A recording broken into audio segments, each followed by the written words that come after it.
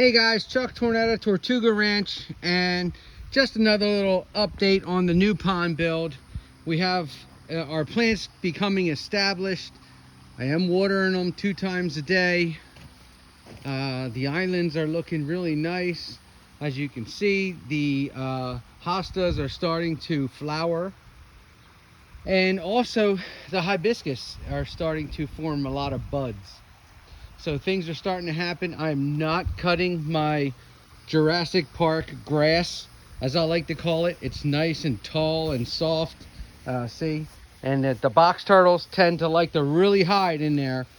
And they make little tracks and channels throughout.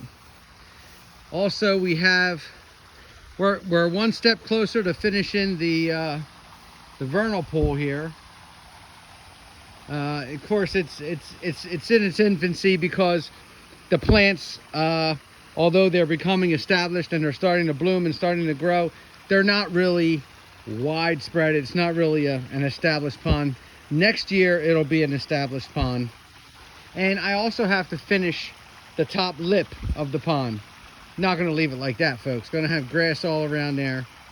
Grass going into the water a little. Hey, buddy boy. One of my little friends wants some pellets, I could see. So beautiful, just lobbing in the water like that, aren't they? So graceful. He's gonna come right up to me too. It's a little girl. She's gonna come right up to me, I should say. But check out the waterfall feature. Really looking good.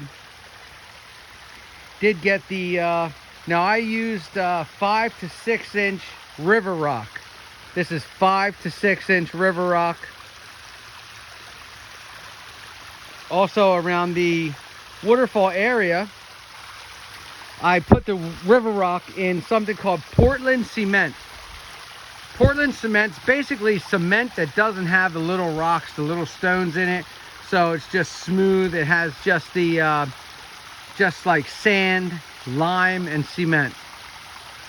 And like I figured, I went real heavy with it in the middle where the waterfall is right there. I want the water to bounce and then flow down just like it's doing. So if I go to the side, you can see. And I also put a couple rocks in there that were offset that would make the water bounce in a different direction. Just little things I picked up along the way. So it looks more like a running brook or stream than a man-made waterfall.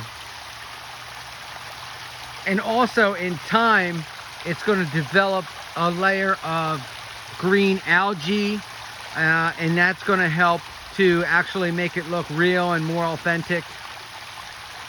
And let me say that there's no better way to put oxygen in the water of your pond than running over them rocks. Just bouncing and running over them rocks. You see all the bubbles and oxygen it produces, but it's just a great way to keep oxygen in your water. And you see how I have that top straight lip piece, that top straight right there, that's nice and level this way. Okay, so plumb is up and down, level is like that, horizontal. Plumb is vertical. When you're doing like fence post or something, a lot of people say, did you level your fence post? Well, no, you're not. You're actually plumbing your fence post. But I don't want to be a construction nerd, but that's about how it goes. Anyway, that right here is nice and level across the top. And the reason why I wanted it level, and it's so important to be level, is so the water cascades over it evenly. And it just doesn't go over the right side or the left side. Okay. So around the outside here, I did use some Portland cement. You can see, let me see if I can, right there inside between the rocks, you see some Portland cement. And when the Portland cement dries, it's the same color as these rocks. But along the outer edge there, I just kind of piled them, which is fine. They'll stay. Actually, I got rid of some cement that I had in a wheelbarrow right there, but basically on both sides, I don't want to use the cement. So inside the pond, we have a couple different type of cattail. Yes, we have the small cattail in the pond, and then we have the regular large cattail in the back there. They get really big. And they're the large cattail, the ones that are in my my spillways back there, the large cattail. The small cattail is good for inside of a pond that's not so deep, like this one. This one's about 22 inches deep. It's not incredibly deep, but it's deep enough that the turtles won't freeze. And these turtles are extremely cold tolerant too. And as long as the water is running, as long as the filter is, I'm sorry, the pump is running and the water is cascading down over that waterfall, it's not going to freeze. You may get a little freezing around the outside edge, but the center and coming down that waterfall is not going to freeze. So then we have all these pretty plants. Now here's an example of a more established pond. Right next door, the wood turtle pond. So this is the Blandings turtle pond. This is the wood turtle pond. Take a look. You tell me the difference. This pond looks good, but when you see the edge, the outside edge, you can still kind of just see dirt where I put on top of the liner. This pond is more of an established pond. There's a wood turtle going into the wood. Hey, wow. We got something going on back here. Is that a freaking Blandings turtle laying eggs? Holy shit. Don't even tell me. Don't even tell me, Batman. Let me take a look. Oh my God, it looks like it. What the hell? It looks like somebody's stomping. It looks like, I know the position, how they keep their back feet when they're packing, and she looks like she was packing. I'm not gonna mess with her. I'm just gonna keep, exactly, I didn't even see it. Holy shit. So anyway, this is an established pond. This laying mound has grass on it. The edge of the pond has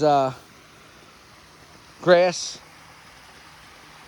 It just overall looks finished. And the plant life inside of it looks a lot better.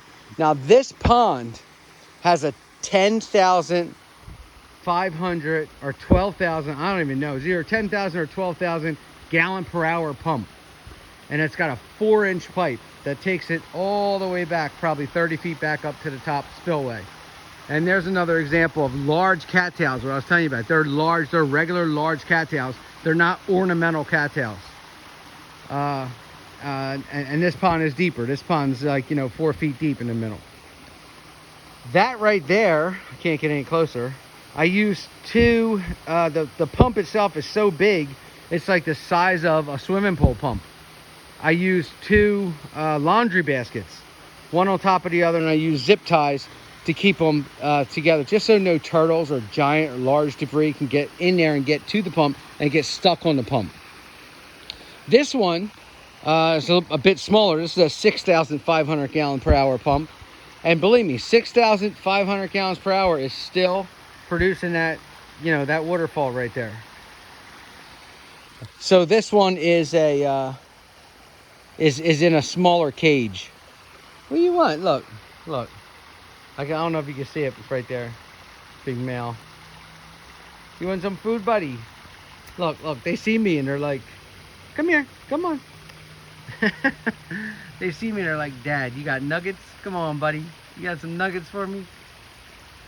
So we may be getting some Blanding eggs. Not sure. Okay, let me take another little peek over the... I hate to walk on this soft... See how soft this is? Because the wood turtles all lay their eggs in this. I really hate to walk on it because if you walk on it, you could crush the eggs. Yeah, she's digging. There's no other way to say it. She's digging. All right, so I'm going to hang out here for a little while and try and get some Blandings turtles eggs, which would be pretty freaking cool. Would be really cool, actually.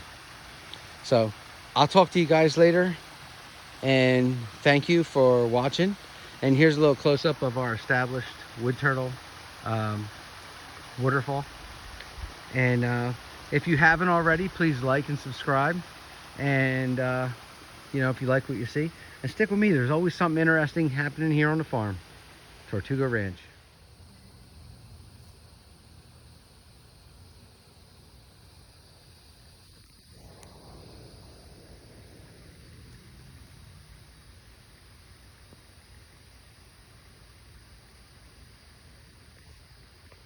What we have here is a female Blandings turtle that laid eggs. And I guess she shooed all the dirt around. She's trying to cover her eggs with more dirt, but she shooed it around. So I'm going to give her a little dirt.